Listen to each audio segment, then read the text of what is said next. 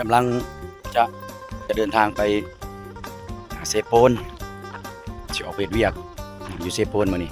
กองทัพต้องเดินด้วยท้องเนาะก่อนที่เดินทางบ่มีหยังกินกะละเปาเนาะแซ่บ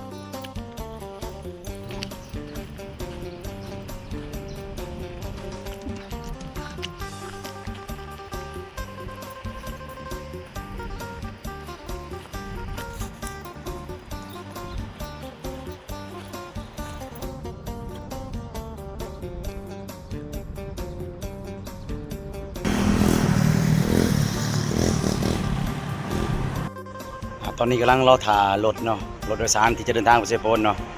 ก็เลยมาเห็นบักโมเนาะเพิ่นขายบักโมบ่ได้อยากบักโมกลายไปกันมาแวะซื้อนะเพิ่นเด้อตอนน่ะสนามกีฬาทีของเฮาเลยเนาะ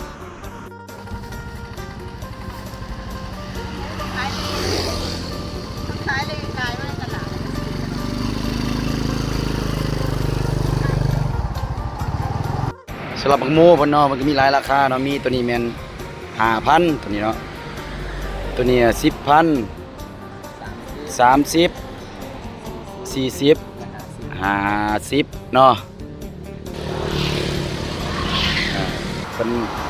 มาขายอยู่ต่อหน้าสนามกีฬาเนาะบักโมไปกันมาอย่าลืมแวะซื้อเด้อเพราะว่าอุ่นนุนพอแล้วเนาะว่ากำลังสิพากินเพิ่นว่าบ่มีมีดฉะนั้นสิเอาไปต้อนผู้สาวอยู่เซโปนพุ่นแหละเนาะ สิซื้อหลายว่าย่างมันนั้นเอาไปยากเนาะฉะนั้นเอาหมากเดียวเนาะไปต้อนผู้สาวพารถก็นานมาแท้เนาะบาดนี้มีดก็บ่มีพาบักโมบัดนี้สงสัยจะได้ทุบเอาแล้วบาดนี้ทุบเอาแล้วก็มากินถ่ารอถ่ารถมาได้บาดนี้ลิ้นรุ่นนี้ได้บาดนี้ดีแล้วนี่แหละเด้อกินกันเด้อโมแซ่บๆนี่หวานหวานครับพอดีถ่ารถว้าเอาเด้อหมูแดงๆเนาะแซ่บๆกินกันมีบวงมือจกเลยนี่เด้อ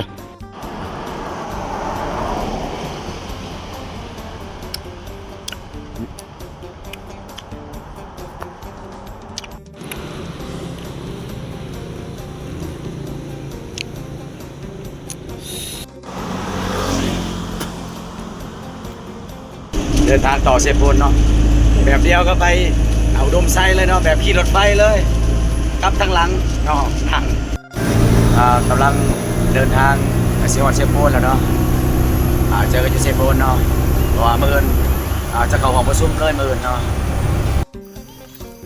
ลงรถแล้วย่างมาต่อย่างมาเอารถจักรไปใส่เนาะมาเฮือน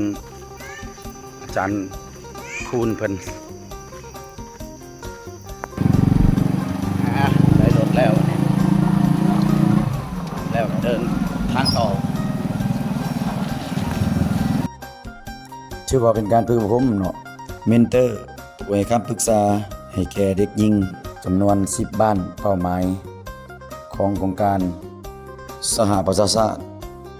ที่เป็นมอบงบประมาณเนาะช่วยเหลือในการส่งเสริมการฝึกอบรมต่อโฮมกลุ่มเด็กน้อยเด็กหญิงเพื่อรู้จักการรักษาสุขภาพรู้จักเฮ็ดเวียกช่วยพ่อช่วยแม่นะรู้จักถอนเงินเนาะในกลุ่มเป้าหมาย10บ้านหั้น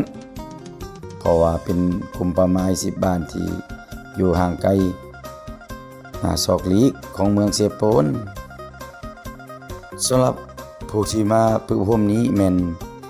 ถือว่าพวกเราเอาแต่ผู้หญิงที่มีเกณฑ์อายุเนาะ18 ปีขึ้นไปเพื่อจะนำเอาความรู้ที่มาฝึกอบรมนี้ไปเผยแพร่ไปสิสอนหรือว่าไปเฮ็ดกิจกรรมเต้าโฮมกลุ่มเด็กหญิงหรือว่านางน้อยที่อยู่ในเกณฑ์อายุ54 ปีหั้นเนาะจำนวน10บ้านนี่แม่นจำนวนที่อยู่ในโครงการของพวกเฮาแม่นเริ่มใหม่เนาะใน10บ้านนี้ แม้ว่าเขาจะฝึกเข้มเกี่ยวกับด้านกิจกรรมต่างๆหลากหลายมีการเล่นเกมเพื่อจะไปสิทธิสอนกลุ่มเด็กหญิงที่อยู่ในเป้าหมายของโครงการของนั้นนี่พวกเขาเน้นตัวจริงในการลงไปเฮ็ดกิจกรรมให้แก่นางน้อยหรือว่าเด็กหญิงในกลุ่มเป้าหมาย10บ้านเพื่อให้เขาได้มีกิจกรรมหลากหลายในการเข้ามาร่วมเต้าโฮมอยู่ในกลุ่มบ้านที่พวกเราให้ลงไปเผยแพร่หรือว่าจะตั้งกิจกรรมที่ได้ผ่านการฝึกอบรมหันบรรดาน้องๆที่มาฝึกอบรมนี้คนแม่นแล้วจะใช้เนาะในการฝึกอบรมครั้งนี้แม่นฝึกอบรมอยู่ในศูนย์การศึกษาน้องเฮียนเมืองเสียโปนเนาะอีกด้านนึงเนาะสิพาพวกท่านเนาะหรือว่าหมู่เพื่อนทุกคนมาเบิ่งเกี่ยวกับกิจกรรมที่อยู่ในศูนย์นั้นอยู่ในศูนย์ดังกล่าวนี่แม่นมีการจัดตั้งปฏิบัติการสานกระตายางไม้พลอยที่มีชื่อเสียงเนาะตลาดต้องการหลายเนาะสำหรับไม้พลอยนี่แต่ว่าผู้ใดต้องการไม้พลอยหรือว่าต้องการกระตายางเนาะก็สามารถโทรมาได้ที่เบอร์020 2838 8878ได้เนาะถ้าผู้ใดสนใจกระตางามไม้พลอยงามๆอยู่ที่เมืองเชยโปนเนาะโทรหาข่อยเองเนาะข่อยจะจัดส่งให้เนาะสำหรับราคาสอบถามได้เนาะที่เบอร์ที่ว่าข่อยให้ไปหันเนาะสำหรับกระตายางที่เพิ่นสานก็มีหลากหลายแบบหลายขนาดให้ทุกคนนำไปใช้มีหลายแบบมีแต่ลายงามๆเนาะสำหรับกระตา